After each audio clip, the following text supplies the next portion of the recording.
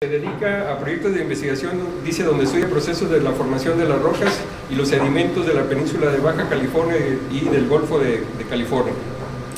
Bueno, él es profesor también de la Facultad de Ciencias Marinas, ya tiene tiempo formando estudiantes en esta área, su especialidad es petrología, y a ustedes le pueden preguntar ahorita qué significa eso, y qué relación hay entre eso y cuando la gente dice estudiar las piedras. Van a ver cuál es la respuesta.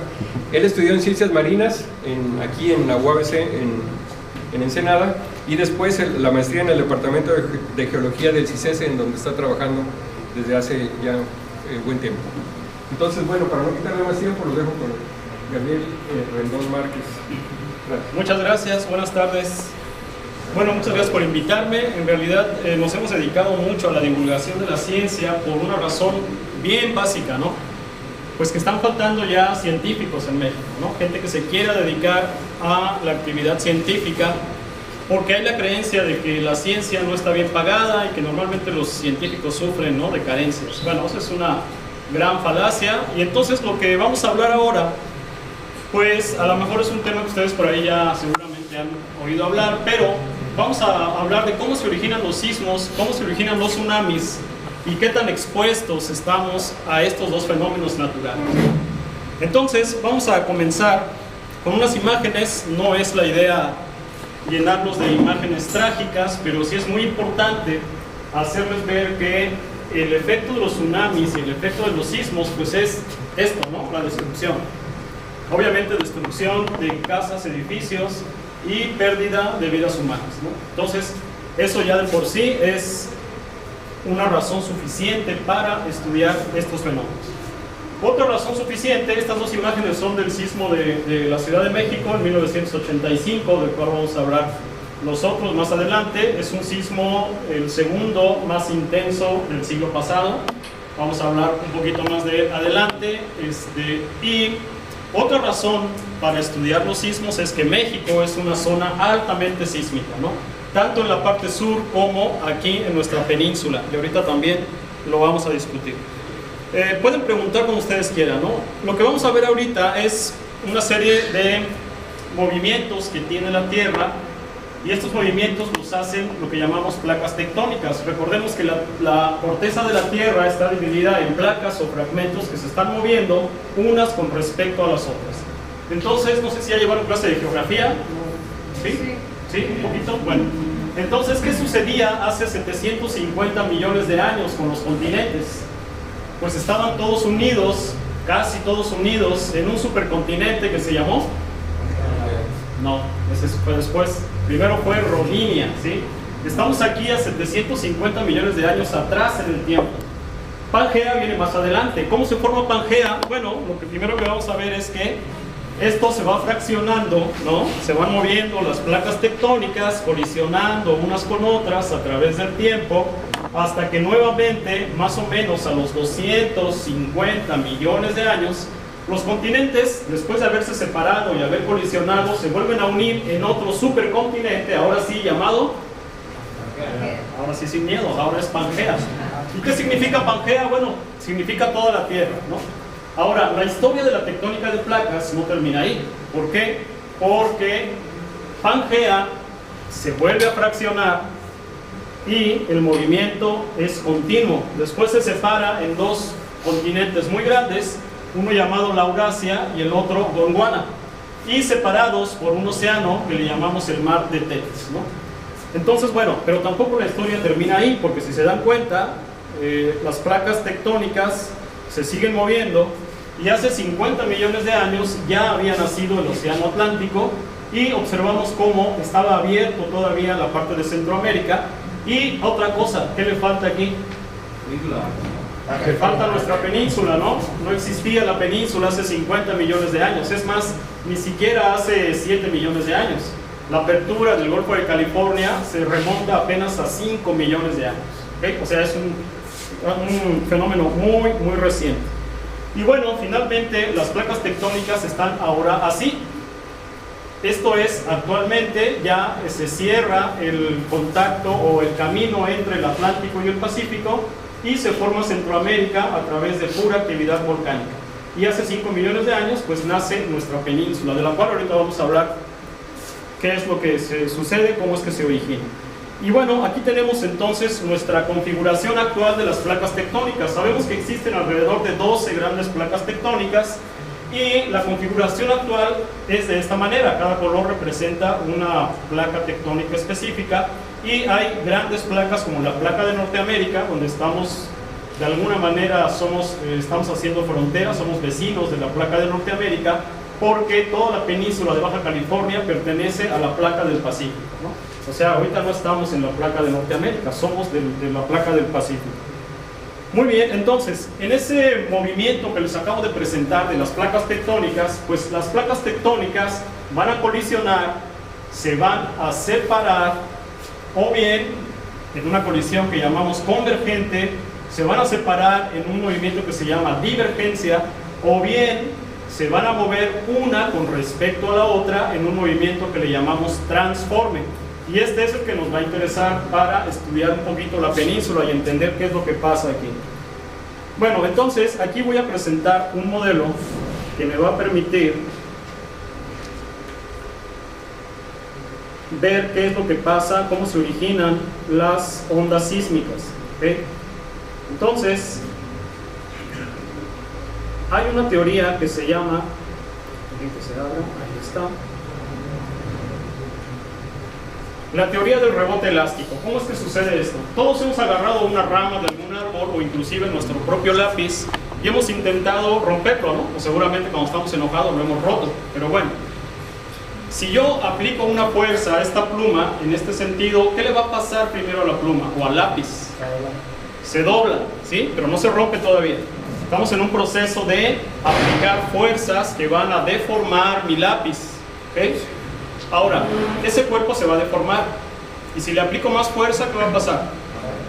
Se va a romper. Ahora, ¿qué sucede ahí en ese fenómeno tan simple de explicar? Eso se llama que cada cuerpo tiene un límite de deformación, ¿sí? Si yo doblo mi lápiz, le estoy aplicando una fuerza suficiente para deformarlo, pero todavía no rebaso su límite elástico, ¿sí? Entonces, cuando yo rebaso el límite elástico de mi lápiz, se va a romper, ¿ok? Es algo muy sencillo de entender. Bueno, pues si entendimos eso, vamos a entender lo que pasa justamente con las placas tectónicas. Y lo que sucede es que, dejen ampliarlo, lo vamos a adelantar más o menos por aquí. Voy a agarrar dos bloques y los voy a estar moviendo en sentido contrario. Este lo voy a mover para acá y este lo voy a mover hacia acá. ¿Qué es lo que va a pasar aquí? Lo que va a pasar antes de que esto se rompa es que va a haber una deformación elástica, ¿sí? La corteza aquí empieza a deformarse porque está de alguna manera trabada, porque la fuerza todavía no es suficiente para romperla a las rocas, ¿ok? Entonces, ¿qué es lo que pasa aquí? Se está acumulando una gran cantidad de energía de deformación. Se está deformando la tierra ahí. Igual que el lápiz, si yo le aplico un poquito más de fuerza, esto se va a romper evidentemente, ¿no? Entonces, ¿qué es lo que sucede? Cuando nosotros rebasamos el límite elástico de las rocas, estas se van a romper. Entonces, justo antes de romperse, la energía está acumulada aquí y estos movimientos no pueden ceder porque está trabado, ¿sí? Cuando yo rebaso el límite elástico, aquí va a ser el punto de ruptura y entonces esto se va a liberar en forma de ondas sísmicas. ¿Qué fue lo que sucedió? Pues que ahora este movimiento, esta energía acumulada ya se liberó y entonces las placas, se rompe la tierra y se forma una falla geológica. Así que esto lo trasladamos a las placas tectónicas y es justamente lo que ocurre. Por eso cuando sentimos un sismo fuerte, ¿qué va a suceder? Estamos rebasando el límite elástico de la tierra y toda la energía liberada ahí se libera en forma de ondas sísmicas, ¿ok? ¿Hasta ahí no tenemos una duda? Bueno, ahora, ¿qué va a suceder? La tierra empieza a temblar y cuando empieza a temblar se van a liberar dos tipos de ondas sísmicas que les llamamos ondas sísmicas de cuerpo o internas. ¿Qué quiere decir? Que se van a originar en el interior de la tierra y que van a irradiarse hacia la superficie. Entonces tenemos dos tipos de ondas sísmicas. Una onda primaria, que viene aquí, y otra onda que le llamamos secundaria. ¿Por qué primaria y secundaria? Bueno, porque Primaria, sencillamente porque es la primera que arriba a la superficie de la Tierra.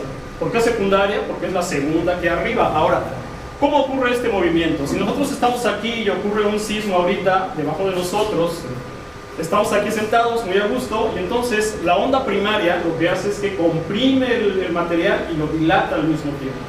Entonces esto viene avanzando así, comprime, dilata, y cuando llega arriba nos va a golpear, y entonces vamos a sentir un movimiento trepidatorio, ¿ok? Ahora, este movimiento, si estamos parados justo en el epicentro, podemos salir volando, ¿sí? Varios metros, si estamos parados en el epicentro.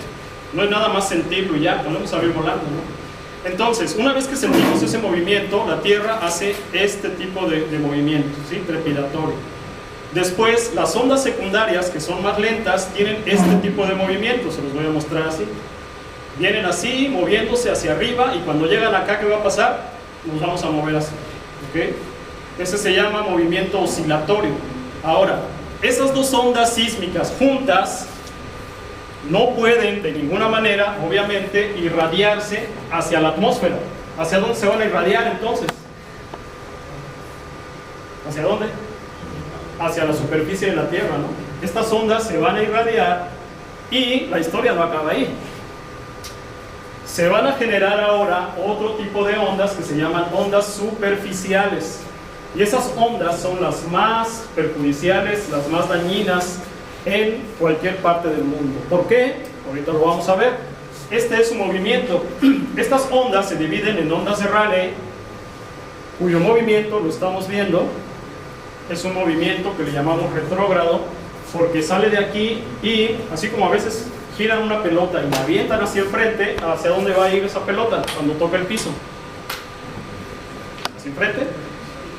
¿Sí? Ok, voy a girar una pelota aquí, imagínensela, la estoy girando hacia mí y luego la voy a soltar. Va a regresar a mí. ¿Cómo se llama ese movimiento? Es un movimiento retrógrado. ¿Ok? Esas ondas sísmicas hacen eso. Vienen, pero se están moviendo en sentido contrario. Así que imagínense estar parados aquí, ¿no? Estas se llaman ondas de Rayleigh. Ahora, para acabarla de amolar, se forman otro tipo de ondas que se llaman ondas Love. Así, Love de amor. Ahorita van a aparecer aquí. Y estas ondas Love se mueven como lo hacen tal vez las víboras sobre la superficie. ¿Cuál es el efecto de estas ondas? Pues el efecto es bastante peligroso porque, si se acuerdan del sismo de abril del 2010, en el Valle de Mexicali brotaba agua, decían, ¿no? Empezó a brotar agua. ¿Por qué brotó agua ahí? Bueno, pues porque las ondas Love están exprimiendo la Tierra y la están descomprimiendo, ¿sí? Pero en este sentido. Entonces, en el valle hay aguas que se llaman, bueno, aguas conatas, es decir, aguas almacenadas durante mucho tiempo, tal vez cientos de años, y que en un movimiento de este tipo se empieza a dar un fenómeno que se llama de licuefacción, ¿sí? Es como empezar a mezclar agua con lodo.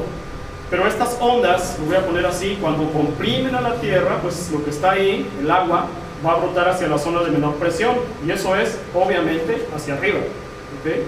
Entonces, estas ondas Love son las siguientes ondas que se forman, y ya ahora, si juntamos los cuatro tipos de ondas, imagínense cuál va a ser el movimiento que vamos a tener, ¿okay?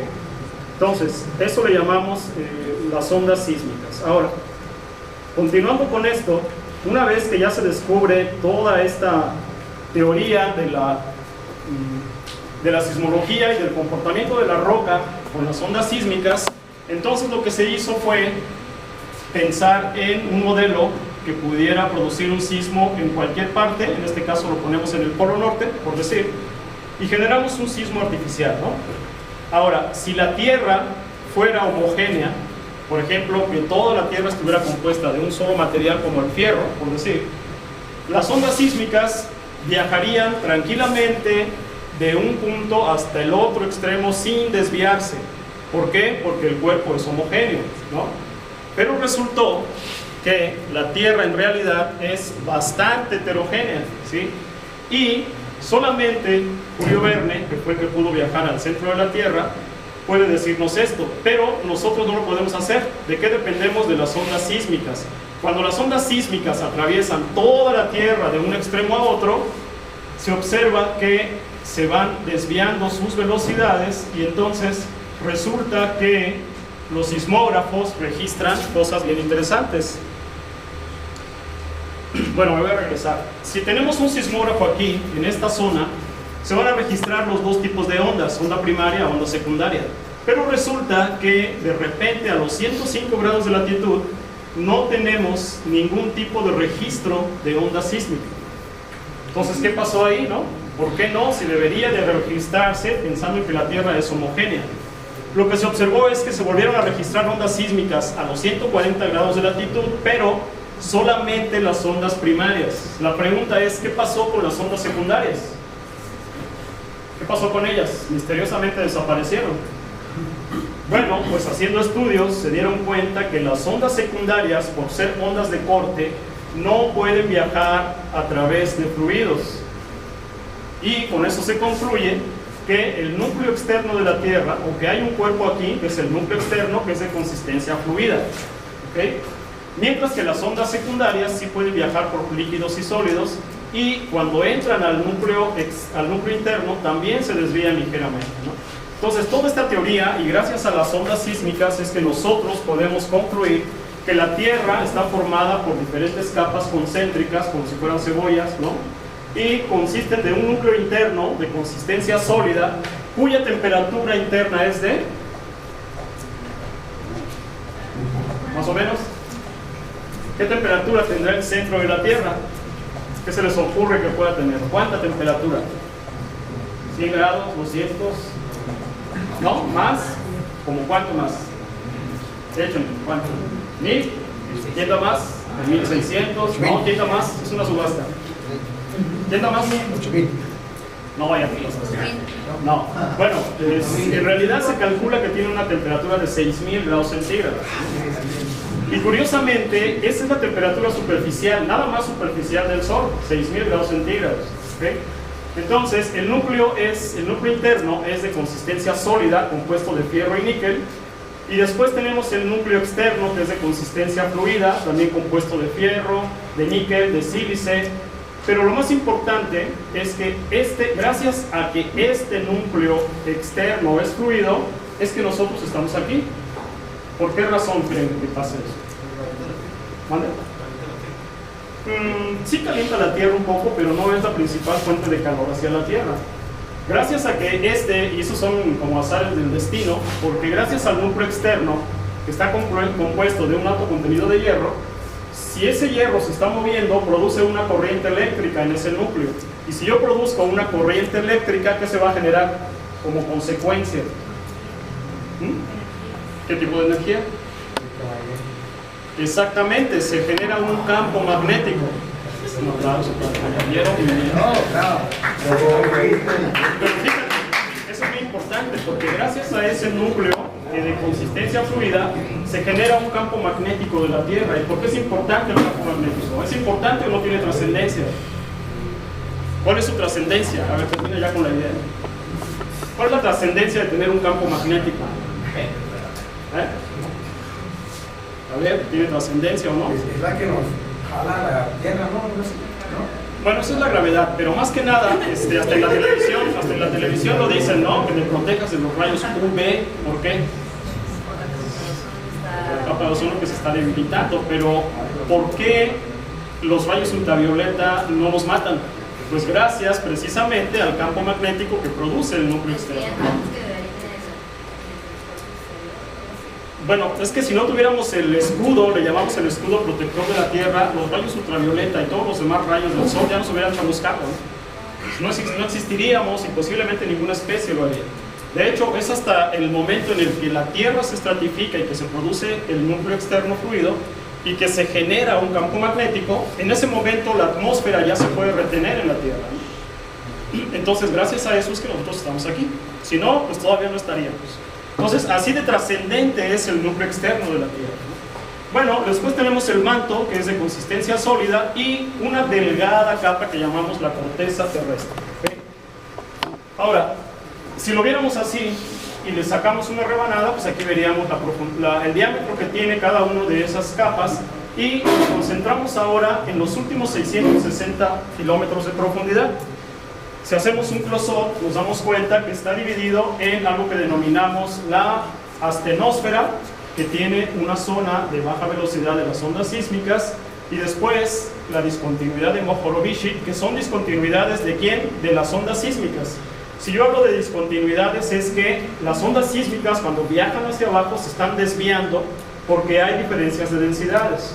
Ahora, lo importante de la astenosfera, que significa esfera débil, es que la corteza terrestre, que está dividida en corteza continental y oceánica, se puede mover por encima de ese canal de baja velocidad, ¿no? También por eso es importante. Ahora, concluimos entonces con esto, que la Tierra está dividida en placas como si fuera un rompecabezas en tercera dimensión, y los límites de placas son importantes porque es ahí donde ocurre precisamente los sismos tectónicos, ¿no? Hay otro tipo de sismos. Ahora, ya nos vamos a nuestra región, una vez que ya comprendimos todo esto, y nos damos cuenta que México, para variar de que tenemos de todo, también tenemos los 3 tipos de límites de placa que existen, ¿okay? El límite convergente, donde una placa oceánica colisiona con la placa continental, generando los grandes sismos del sur de México, que son tan comunes, ¿no? Después tenemos aquí en el Golfo de California un límite de placas divergente, que es lo que permitió que este bloque de la península de Baja California, que hace 6 millones de años estaba pegado a México, pues empezara así como una cuña a abrir la tierra y a separar este gran bloque que ahora es la península de Baja California, que es donde vivimos, ¿no? Y si nos vamos a la zona de Mexicali, pues tenemos este límite de placas de movimiento lateral, ¿ok? Ahora, entonces pues tenemos todos los tipos de placas, por eso es que México es un lugar altamente sísmico. Si nosotros cartografiamos los sismos de los últimos más o menos 5 años, pues estaríamos viendo que todas estas esferitas representan sismos. Mientras más grande la esfera, más intenso es. Aquí están los 2 sismos más grandes que se han presentado en México en el siglo pasado, que ahorita los vamos a mencionar. Pero vean dónde va, hacia dónde va esa línea de puntos, pues justamente a nuestra región. Y es ahí donde ahora me quiero concentrar. Vamos a ir aquí, le hacemos un close-up y ahora nosotros estamos aquí, Ensenada, Tijuana, Mexicali, por aquí está Tecate. Y bueno, ¿qué es lo que vemos? Que estamos nosotros en un límite, viviendo en un límite de placas. ¿Qué quiere decir? Pues que todo este bloque que le llamamos la placa del Pacífico se está moviendo en dirección noroeste, mientras que Norteamérica se mueve justo en sentido contrario. ¿Dónde estamos nosotros? Sí, exactamente, estamos aquí en Ensenada, no estamos acá. Si te das cuenta, cada uno de estos puntos rojos es un sismo. Y también estas líneas rojas es aquí donde empieza el sistema de San Andrés. La pregunta de dónde estamos viviendo, pues es justamente que si la línea amarilla se mueve hacia acá y las flechas rojas hacia acá, nosotros vivimos exactamente en medio de un límite de placas, ¿sí? ¿Y eso qué implica? Pues que estamos en una zona no nada más sísmica, altamente sísmica, ¿sí? Altamente sísmica. ¿Ok? Entonces, y se dan cuenta, cada una de estas líneas son fallas geológicas que se van extendiendo, y Ensenada está pues en medio de esta falla que se llama Agua Blanca. Por aquí está la falla de San Miguel, Tijuana con la falla Vallecitos, Mexicali, aquí está la falla la falla Cucapá, Laguna Salada, que generó el sismo del 2010, y luego aquí viene la falla de Cerro Prieto. ¿Dónde está? Bueno, y la falla Imperial. ¿Dónde está Mexicali? También en medio de 2 placas, de 2 fallas que se están moviendo muy intensamente, ¿no? Ahora, afortunadamente en el CICESE tenemos la red sismológica del noroeste de México, que es la segunda de importancia después del sistema sismológico nacional. Y CICESE tiene ubicados, cada triangulito es un sismógrafo ubicado en toda la región, lo que nos permite cartografiar y darnos cuenta exactamente dónde están las fallas geológicas activas. Todas estas fallas son activas. ¿Qué quiere decir? Que se están moviendo y no lo notamos. Pero si ustedes estuvieran en el departamento de sismología del CICESE, verían que al menos una vez al día ocurre un sismo de 2 grados, a veces de 3, ¿sí? Entonces los sismos están todo el tiempo generándose. Lo que pasa es que eventualmente ocurren sismos grandes, como el que ahorita vamos a platicar. Entonces, ¿qué tenemos del oeste hacia el este? La falla San Clemente en el mar, la falla San Diego, que es continuación de la falla de Santo Tomás. Luego la falla de Agua Blanca, falla Tres Hermanos, Vallecito, San Miguel, la falla San Pedro Mártir, Sierra Juárez, Laguna Salada, Cerro Prieto e Imperial. Entonces, por eso les decía, ¿dónde estamos nosotros? Estamos viviendo en medio de fallas geológicas activas, ¿sí? Sí. Pasando la caseta yendo por la autopista, ¿esa falla tiene algún nombre en particular? Bueno, en realidad eso es otro fenómeno diferente aquí en esta zona, donde tenemos, no está asociado a tectonismo, tenemos una roca impermeable abajo, y entonces cuando llueve y eso se satura, se convierte, ahí hay sedimentos de arena y limo arenosos, ¿no? Y hay una pequeña capa o dos capas delgadas de arcilla que sirven como resbaladilla, ¿no?, a todo ese paquete. Entonces, en época de lluvias como ahorita, cuando son intensas, eso se satura de agua y la inclinación de esos estratos con el peso del agua hace que se deslicen hacia el mar. Pero no tiene que ver con la tectónica. Y de hecho ahorita hay un problema muy serio, se está moviendo a una velocidad muy grande y es preocupante porque esperamos que ese movimiento no sea súbito y que obviamente vayan a estar pasando por ahí personas, que es lo más probable, ¿no?, y que ocasione daños o pérdida de vidas humanas. Es un problema latente real, pero no tiene que ver, curiosamente, con la tectónica. Es un fenómeno geológico diferente. Pero claro, si le ayudamos con un temblorcito, pues se va a mover, ¿no? Bueno, entonces, aquí están los sismos que han ocurrido en nuestra región. En 1940 de 6.9, en el 79 de 6.4. Y fíjense, esto es interesante. Hace más de 100 años en Mexicali hubo un sismo de 6.7 y desde esa fecha hasta el 2010 no había habido otro sismo de gran magnitud, hasta que este sismo de 7.2 nos sorprende en el 2010, ¿no? ¿Todos lo sintieron? Sí. No. Bueno, los que lo sintieron aquí en Ensenada, debo decirles que ese fue, ustedes sintieron un temblor equivalente a magnitud 5, pero el de Mexicali fue magnitud 7.2. ¿Sí? Y que además la escala de magnitud es logarítmica. Quiere decir que cada evento, cada número, uno de 6 comparado con uno de 7, el de 7 es 100 veces más intenso. Y uno de 8 es 1000 veces más potente que el de 6. No es lineal, ¿no? ¿Qué ibas a preguntar? Sí, ese día yo estaba en una cascada que está yendo a Valle Guadalupe, por otro camino, y no lo sentí. Fue porque había muchas rocas alrededor de ese lugar. Mientras estés en un lugar muy sólido, rodeado de rocas, el movimiento no se va a sentir tanto, ¿no?, porque se amortiguan las ondas.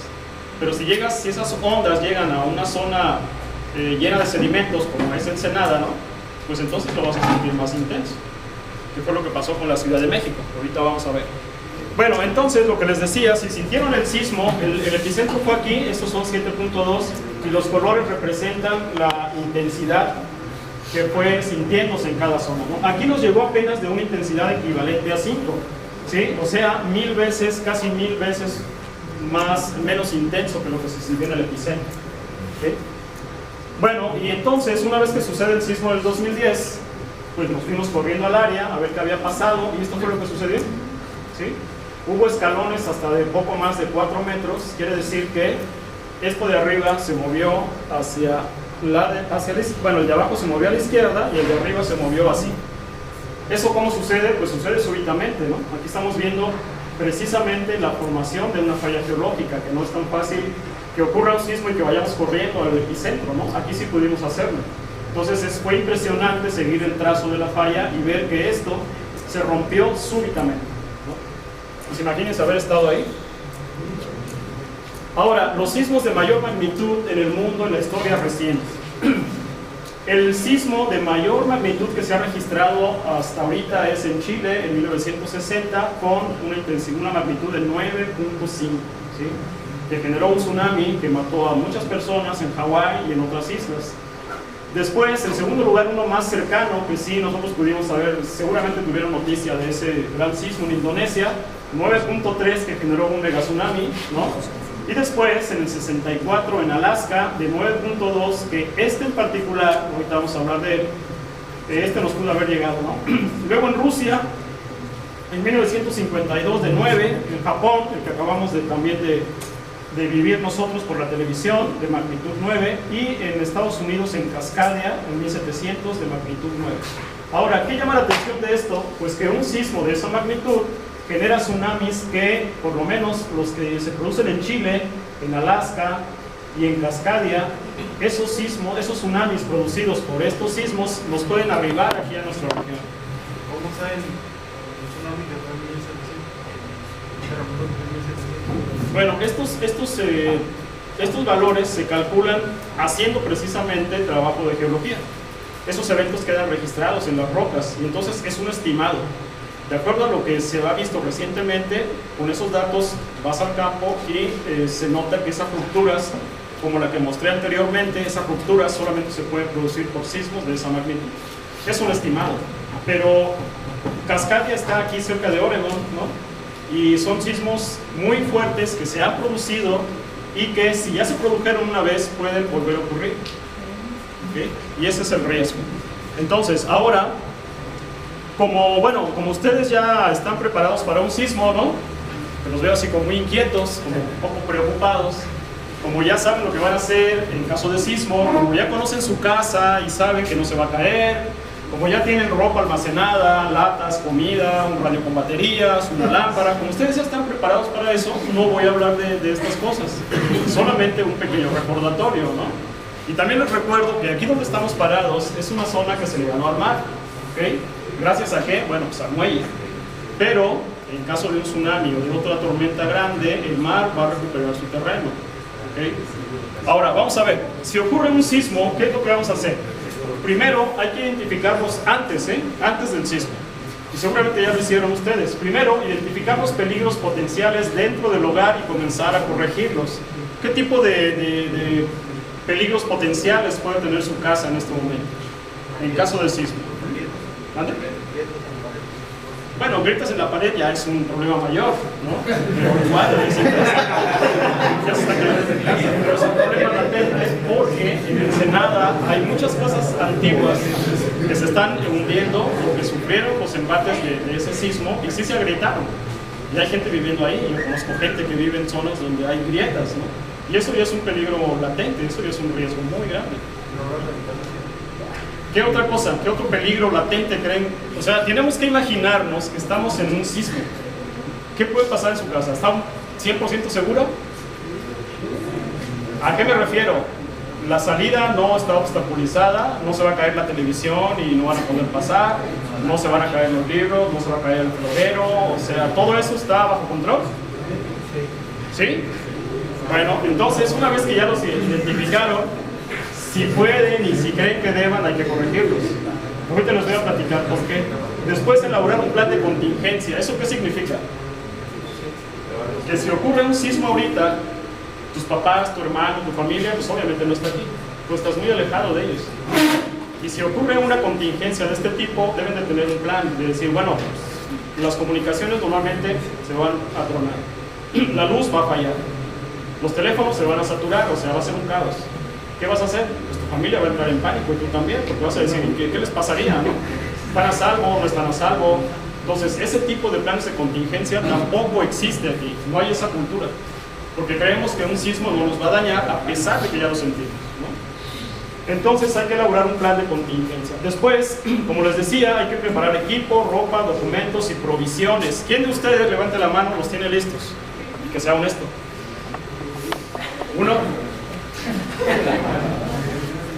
Uno, eso representa pues, menos del 1%, ¿no? ¿Ok? Ahora, hay que identificar también la debilidad potencial de su hogar o edificio y comenzar a corregirlo, como en el caso de la grieta, ¿no? Hay que ver por qué se originó, en caso de que exista. No, en caso de que exista hay que ver por qué se originó, porque eso produce una debilidad a la casa totalmente, ¿no? Entonces hay que checar todo eso. Luego, en el momento en que ocurre el sismo, ¿qué van a hacer en el momento en que ocurra un sismo ahorita aquí y de gran magnitud? Correr. ¿Correr a dónde?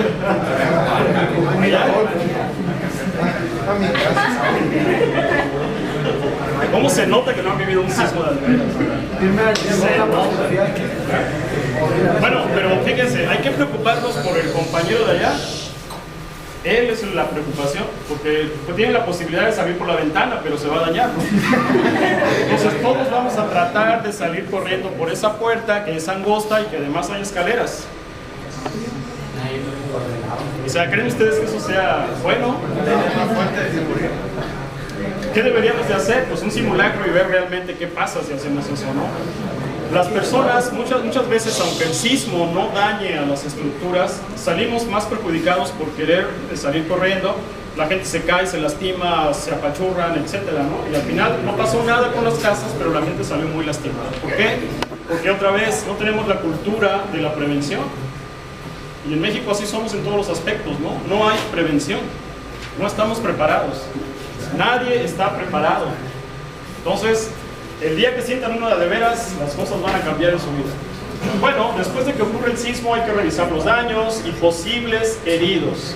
Si estamos en una gran contingencia, ¿qué es lo primero que van a hacer? Si hay heridos, el teléfono y le hablan a la Cruz Roja, ¿no? ¿Y va a llegar la Cruz Roja? ¿Cuál es la posibilidad de que la Cruz Roja llegue si hay más de 500,000 personas viviendo en Ensenada? ¿Va a llegar o no? Hay muy bajas posibilidades de que una ambulancia llegue hacia donde está para atender a los heridos. ¿Alguien de ustedes sabe de primeros auxilios? 1, 2, 3, 4, 5, ya salieron más. 6. Bueno, 6 debería de ser la estadística al revés, ¿no? Solo 6 no deberían de tener eso. Los demás sí. Ahora, saber de primeros auxilios puede salvar una vida, o la vida de sus familiares que están ahí heridos. Tampoco tenemos esa cultura, ¿sí? ¿Se dan cuenta cómo estamos preparados para una eventualidad así? Ahora, una vez que estamos a salvo, hay que continuar con nuestro plan de contingencia que hemos planeado. Y desgraciadamente, nosotros y la mayoría de las personas en Ensenada no estamos preparados con todo eso, ¿no? Y sí, tal vez nos da risa y lo tomamos a broma. ¿Por qué? Porque no hemos sentido un verdadero sismo como los que han ocurrido en la historia de la Tierra, ¿no? Y en la historia del mundo. El día que estemos ahí, las cosas van a cambiar. Lo que les puedo decir es que yo estuve en el sismo del 85, anduve en las labores de rescate y créanme que no es nada de risa. Ahora, vamos a hablar un poco de tsunamis. ¿Cómo se genera un tsunami? ¿Sí me da tiempo? ¿Quiere que hablemos de tsunamis o ya le paramos?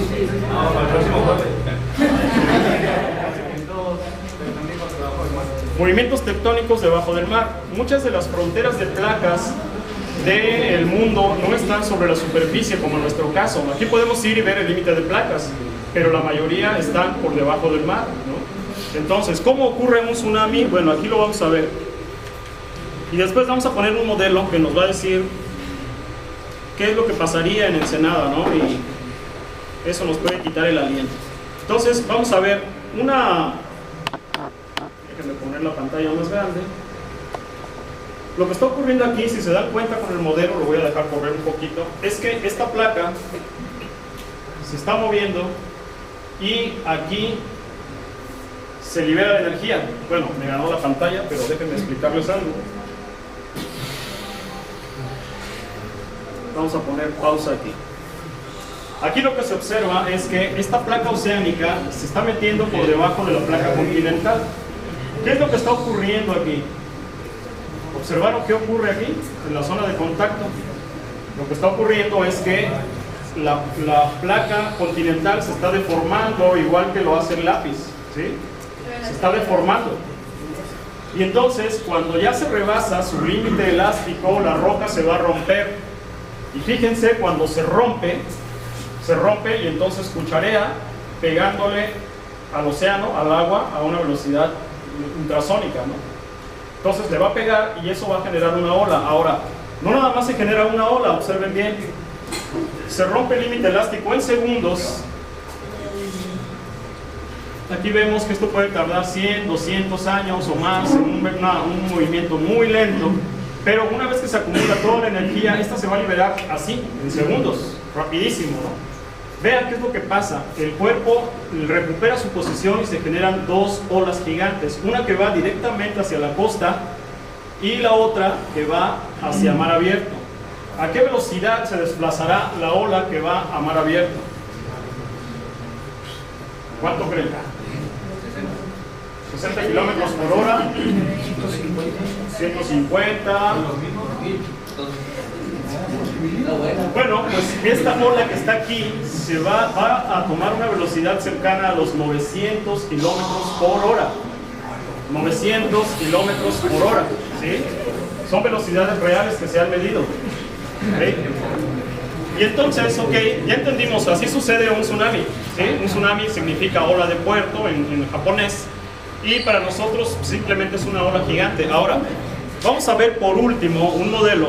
Tengo una duda. ¿Sí? ¿Y la ola que va hacia la isla que velocidad va?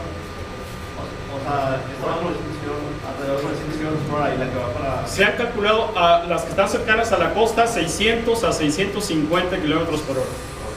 No es tampoco una velocidad muy lenta, ¿no? Por ejemplo, 900 kilómetros por hora es la velocidad de un avión comercial, ¿no? Ahora fíjense, por último les voy a presentar un modelo basado en datos reales que está, déjenme localizarlo, aquí. Esto es como si fuera Ensenada y me van a decir dónde aparece la ola gigante. Voy a dejar correr el modelo. Vamos a dejar correr el modelo y ustedes me van a decir dónde está la ola. Esto es Ensenada. Paso número 1, el mar se retira. 2.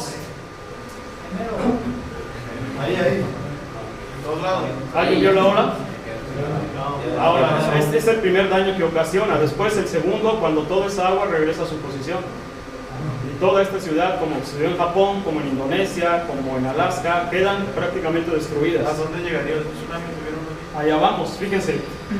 Si alguien ve la ola, me dice. A ver si vemos la ola.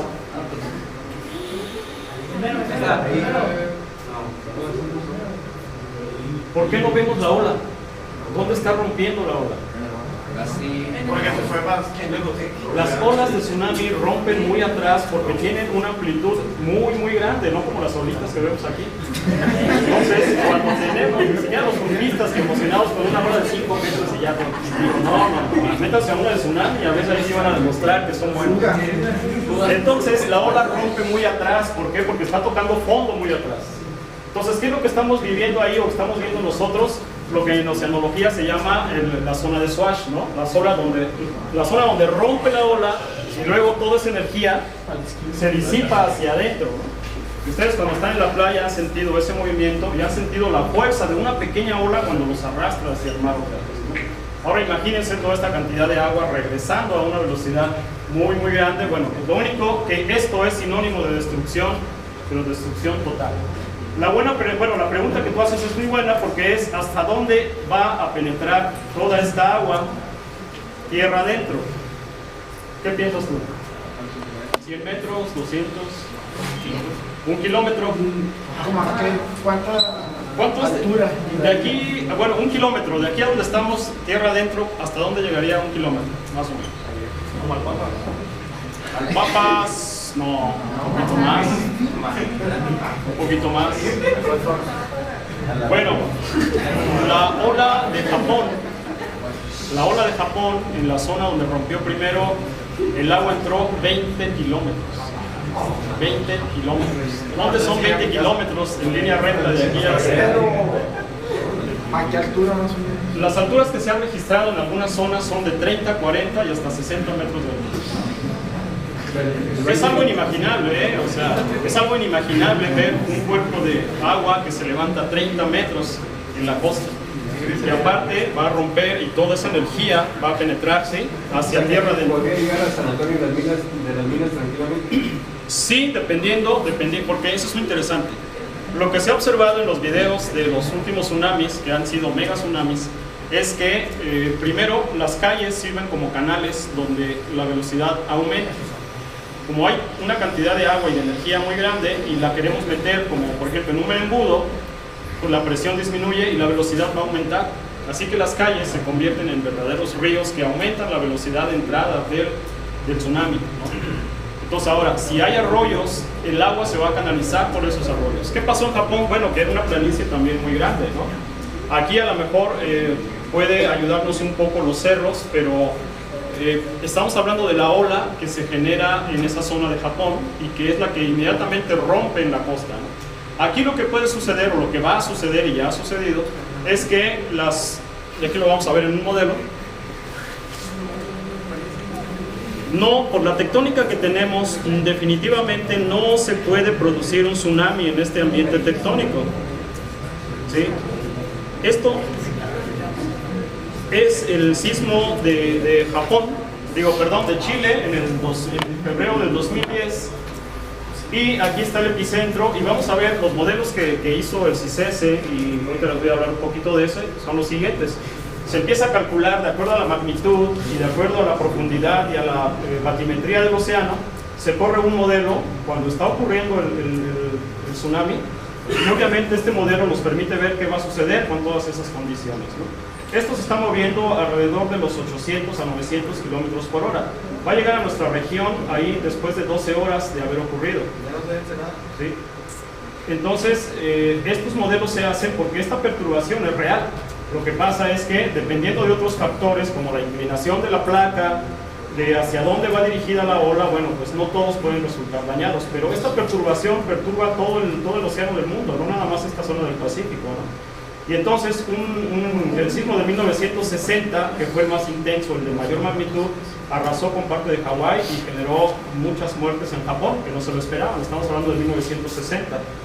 Ahora, aquí, como lo vemos, ¿de dónde nos puede arribar un tsunami? Bueno, pues de las costas de Chile, de las costas de Perú, de las costas de Colombia, de las mismas costas mexicanas, de Cascadia, que está aquí, de Alaska, de Japón, de las Kuriles, y también estas zonas de por acá, de todas partes, porque esta zona de aquí se le conoce como el cinturón de fuego del Pacífico. ¿Qué quiere decir?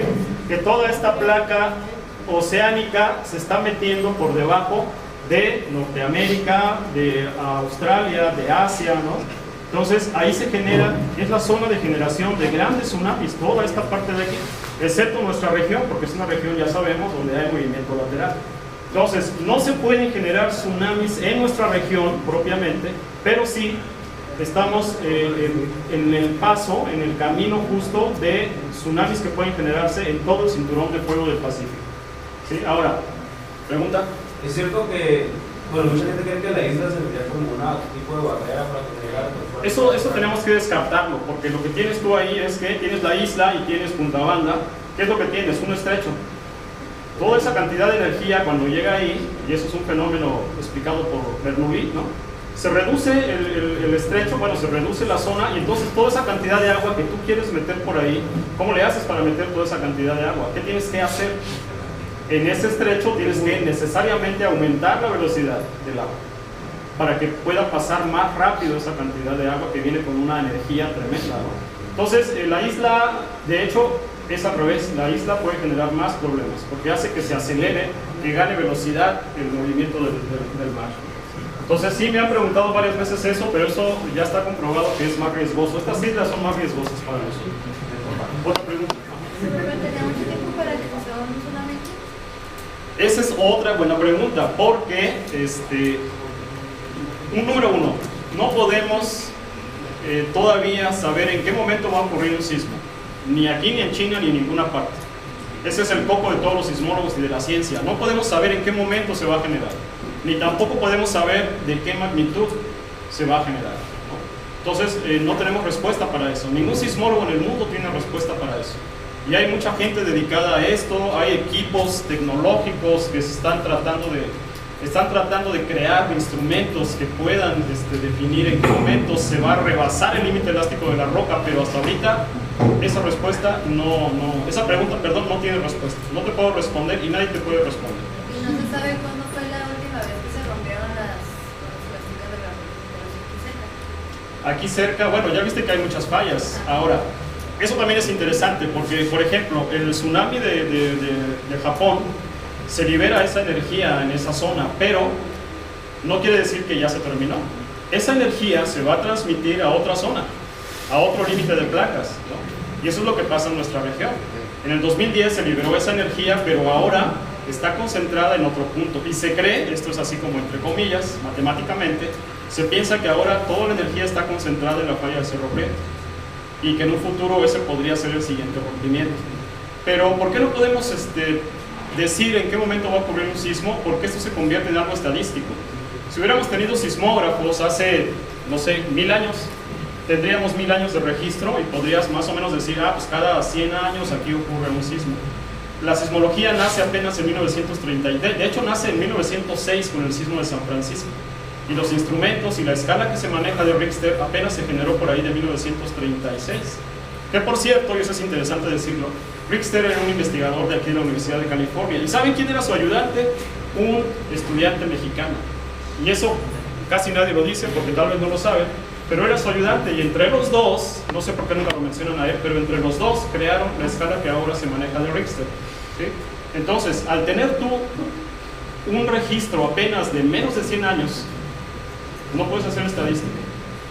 De hecho, en Japón, en el sismo de Japón, unos investigadores antes de que ocurriera, en unos sedimentos lacustres, encontraron que más o menos cada 300 años había una capa de sedimento marino característica. Y lo único que dijeron fue, pues más o menos cada 300 años aquí ocurre un sismo de gran magnitud, con un tsunami. Eso se los dijo a las autoridades, pero no le creyeron. No le creyeron porque no hay credibilidad, porque no sabemos en qué momento va a haber una ruptura. Y efectivamente ellos tuvieron razón. Ocurrió el tsunami que ya estaba retrasado, un poquito más de 300 años, y se vuelve a cumplir esa ciclicidad. Pero no se puede responder a esa pregunta. No sabemos en qué momento va a ocurrir un sismo, pero sí podemos estar preparados. Por eso les decía, hacer hincapié en eso, ¿no? Estar preparados. ¿Qué vamos a hacer en caso de un sismo? La respuesta sería, ¿de dónde vas a estar? ¿No? Porque si estás en el cine, allá en el rincón, no sé, con alguien, te gusta ver la pantalla así bien, no sé. Pero si estás hasta allá y ocurre un sismo, pues lo único que va a ocurrir y que sea de gran magnitud, pues es que al rato va a tener que ir a sacarte, ¿no? Si es que puede salir. Entonces, ¿y qué pasa? Y hay videos de los sismos de Japón o de Chile, donde hay gente que está caminando entre los estantes de una tienda, ¿no? Vamos a poner Soriana, lo que ustedes quieran. Todos esos objetos salen volando y muchos de ellos son de vidrio. Entonces, ¿qué vas a hacer en caso de sismo? Pues depende de dónde vamos a estar. Mucha gente en el sismo del 85, que eran las 7:19, pues estaba bañando. Y la gente salió así porque o era su vida o era perder la vergüenza. Y la gente salió así y salvó su vida. Entonces, ¿qué hacer en caso de sismo? Por eso tenemos que estudiar nuestra casa. Cuando estemos en la escuela, tenemos que estudiar y no nos lleva más que unos segundos pensar a ver qué voy a hacer, pensar y poder actuar después, ¿no? Y tenemos que tener la cultura de que si vamos al cine, ver dónde están las salidas de emergencia, dónde están los extintores, y eso no te lleva más que 10 segundos a hacerlo. O si estás en una tienda, o si estás en cualquier lugar a donde ustedes vayan, tengan esa cultura de la prevención. ¿Qué hacer si aquí ocurre un sismo? ¿Por qué? Porque otra vez estamos en una zona altamente sísmica en México. Y los sismos pueden ser, esas fallas que yo les mencioné que están aquí cerca, pueden generar sismos de 6 o hasta de 7 grados. Y estamos hablando de unas que están aquí a 30 kilómetros. El efecto es catastrófico, O sea, el efecto puede ser catastrófico. Nuestros hogares no están diseñados para sismos porque, como no tiembla en 10 años o 20, pues los ingenieros dicen, no, ya no va a temblar nunca, ¿no? Entonces no cumplen con los requisitos para construcción. Muy pocas casas en Ensenada cumplen con esos reglamentos, porque piensan que no nos va a dañar.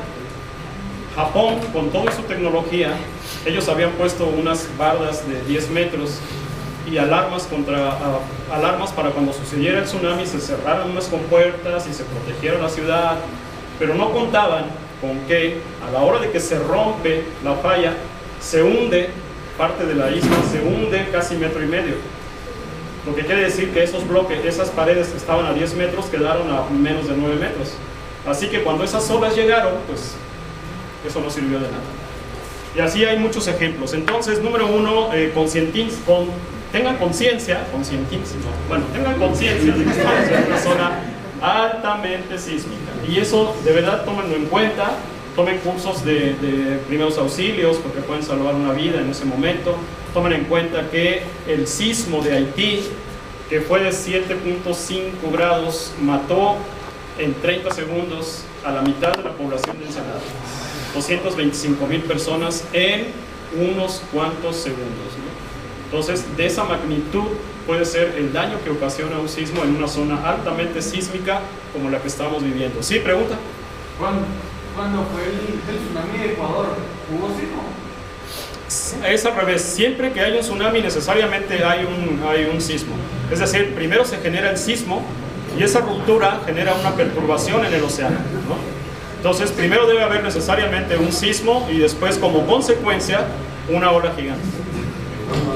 Claro, en los ambientes tectónicos de subducción que hemos mencionado, aquí en nuestra región no se pueden generar tsunamis definitivamente, pero sí nos van a arribar y por todos lados.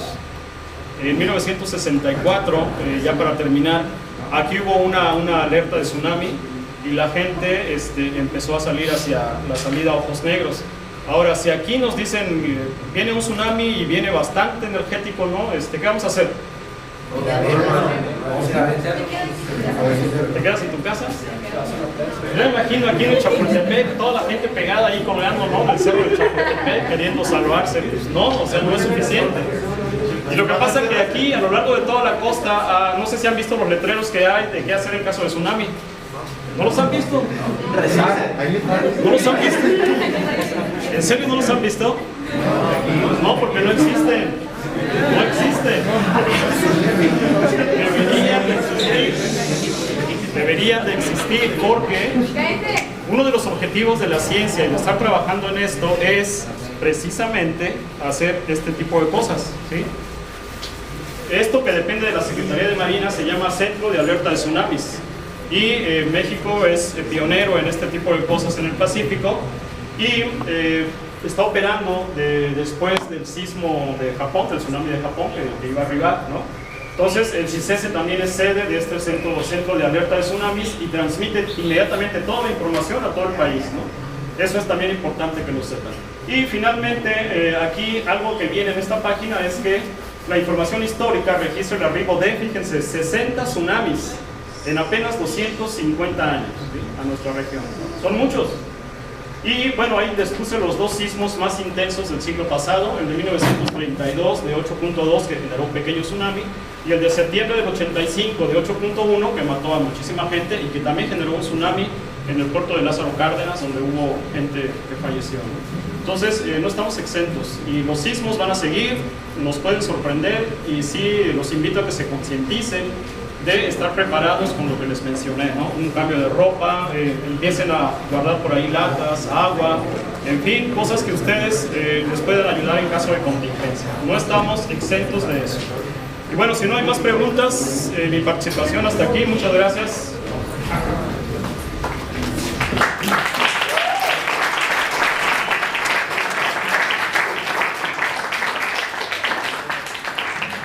Bueno, si hay alguna pregunta, comentario o sugerencia, estamos a tiempo todavía. Antes de que se me olvide, la próxima semana será el último jueves de este ciclo escolar y empezaremos después de las vacaciones. Ahora, si ustedes desean alguna plática de jueves, acuérdense que les había comentado que lo pueden solicitar. Yo sé que han estado viniendo, pero si alguien desea todavía una plática más después de la próxima semana, pues es cuestión de que nos pongamos de acuerdo en la fecha y en el tema. Entonces, ¿no hay preguntas de momento? De momento no. Ok, entonces solo me queda agradecer a Dice Matematiquea C, agradece al maestro de ciencias Gabriel Rendón Márquez por su plática, el origen de los tsunamis y el origen de los sismos y los tsunamis, que impartió el día de hoy en las instalaciones de esta organización, apoyando con ello la divulgación y difusión de las matemáticas, la ciencia y la tecnología. Esperamos poder contar con su presencia nuevamente en un futuro cercano, en Ensenada, Baja California, 21 de noviembre de 2003.